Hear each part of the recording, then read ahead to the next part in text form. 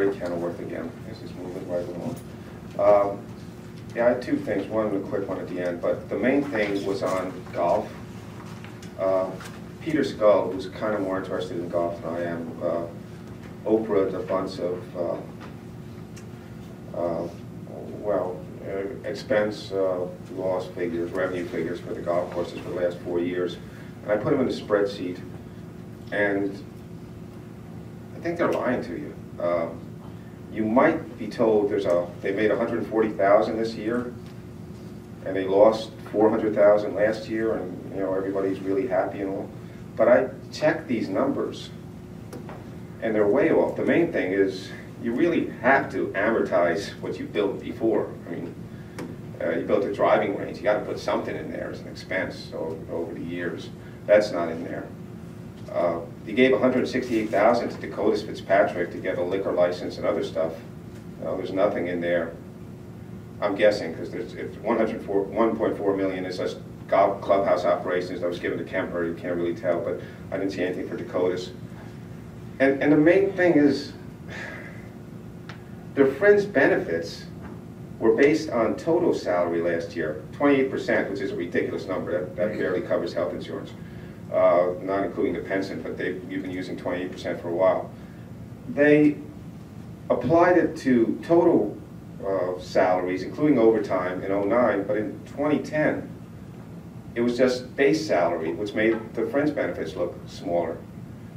The other thing was that they gave like $800,000 to Kemper for construction management. Now, you can't have it both ways. If you're not going to amortize, you really have to put in the whole $800,000. So adding all this in, the golf operations lost $1 million, probably more, during the year. Just, throwing a few things out here, you were expecting $610,000 from the driving range. It would turn out to be $310,000. Food and beverages was down like $150,000. I mean, the golf operation really is losing a ton of money since Oak Ridge. And getting back to Oak Ridge, I also got the 07, 08 comparisons here. I didn't have these before, and it was thanks to Peter Scull. But there were some major games played here. The main one being, well, first the Kids Recreation Trust Fund was a revenue item in 07, an expense item in 08, and that kind of threw things off, like $70,000. What happened there, I don't know. But the expenses were allocated proportionally among the 3 golf courses, and Oak Ridge was the smallest, so they got a biggest chunk of that.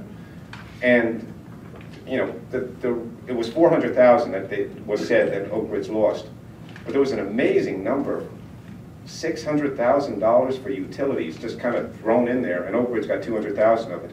In 07, that line item was 0.